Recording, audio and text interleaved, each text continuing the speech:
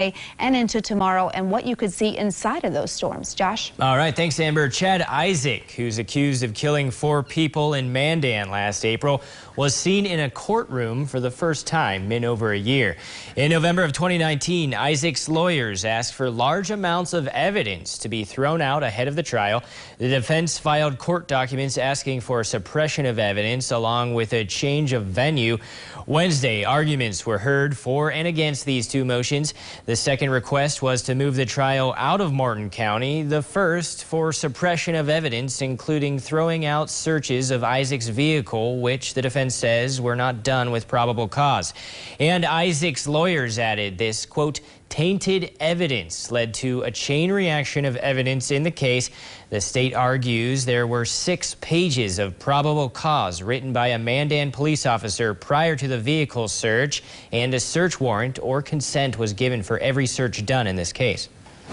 The main issue would be to Mr. Isaac's vehicle at the time that was searched, and the lack of actual connection that is documented and was presented to the judge at the time that connected the individual that was seen coming out of RJR to the individual that was seen getting into the white pickup truck. The defense's argument seems to be that because there isn't somebody following a murder suspect and there's not an unbroken chain of evidence, that isn't probable cause. Well, that's not the probable cause standard. That's a wholly unrealistic standard. Very few people committing crime take a camera crew along with them. Assistant State's Attorney Gabriel Goder says between eyewitness testimony and surveillance video, there was sufficient evidence to get a search warrant for the vehicle, Isaac's home, and his person, leading to all other evidence collected. Isaac's lawyer, Robert Quick, says he filed to move the trial out of Morton County because of, quote, extensive media coverage of the murders and Isaac's arrest. Judge David Reich says a ruling on both motions will be made at a later date. A 22-year-old Mandan man was injured in an apparent shooting early Wednesday morning in Bismarck. According to the police department, the man was dropped off at Stanford Hospital around 3 a.m. yesterday with a gunshot wound to the upper thigh. The injuries were non-life-threatening, and officers determined that the shooting happened around the 100 block of West Interstate Avenue. The BPD is currently following up on leads, but they are asking for anyone who may have been in the area or may have heard or seen that shooting to help assist in the investigation. Information can be sent anonymously by texting the Biz PD at tip 411, that's 847-411, or anonymous tips can also be submitted through the department's website at the address on your screen. We continue our COVID-19 North Dakota watch as we learn of the 80th death in the state due to COVID-19.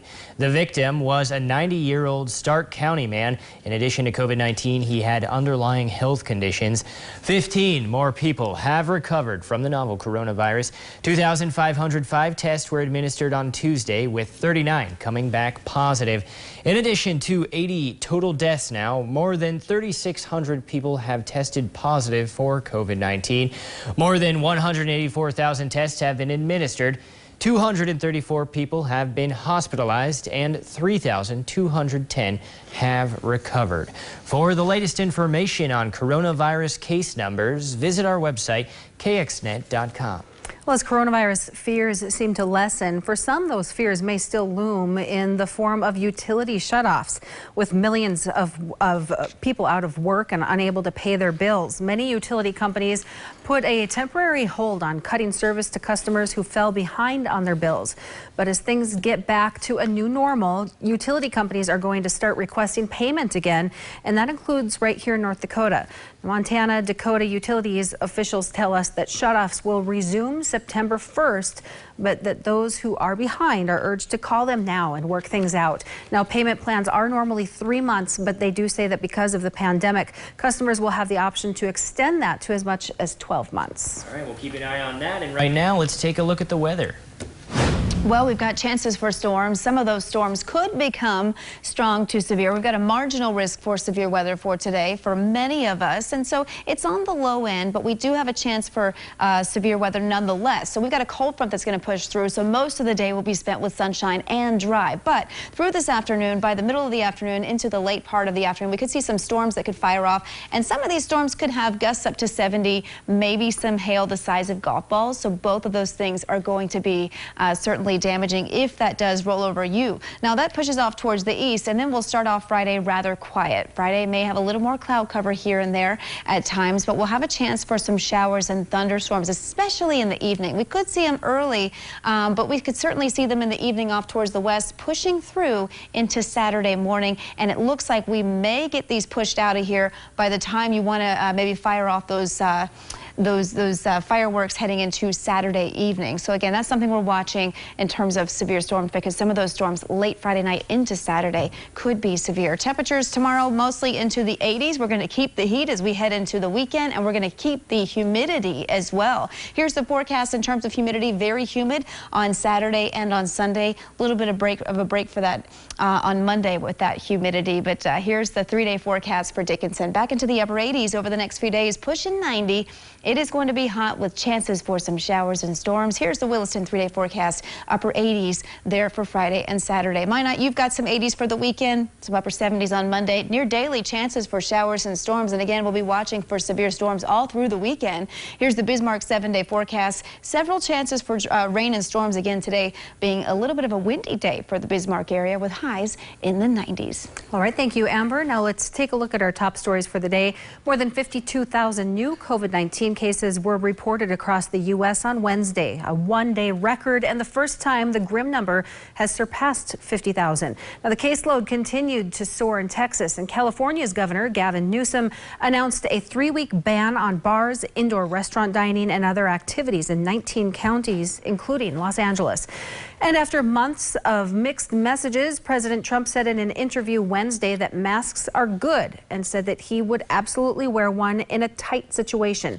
Now, that was the day before at a hearing on Capitol Hill. Tennessee Republican Senator Lamar Alexander urged the president to wear a mask at least some of the time. And for weeks, the president had demanded Seattle take back a section of the city occupied by groups protesting police brutality after a number of violent incidents, including deadly shootings. Seattle's mayor ordered a Seattle police to take action and to clear out the so-called autonomous zone. And coming up after Good Day Dakota, CBS This Morning will have more on those big stories of the day. 2 years after a tornado ripped through Watford City, taking the life of a newborn, 2 shelters are now available to make sure a tragedy like this never happens again. Now that's right. The shelters are part of the McKenzie County Emergency Services pre-disaster mitigation plan. Both facilities can be found at Tobacco Gardens Resort and Marina, just north of Watford. Yeah, each slab of concrete is 20,000 pounds, suitable to withstand an F5 tornado, and it can house around 50 people. The emergency manager says it was something that was truly needed. In 2018, we did have a very large tornado, but it happened at 12:30 at night, so 99% of the community didn't know it happened because it was so dark. It was scary. And at that point, the RV parks were something that we had to really take a look at, too, on having a place for those folks to go. And she says that they hope to place shelters at other surrounding RV parks as well. Most kids probably don't remember roller rinks like their parents may, but Bismarck Parks and Rec is reviving that classic. That's right. Mondays and Wednesdays in July are roller skating nights at the Capitol Ice Complex. But there will be 2 special nights full of music, games, and prizes. And last night was the first special roller rink night, and the second will be on July 15th. And if you plan on going to one of the roller skating nights, make sure to bring your own skates because there won't be any available to rent. Dang.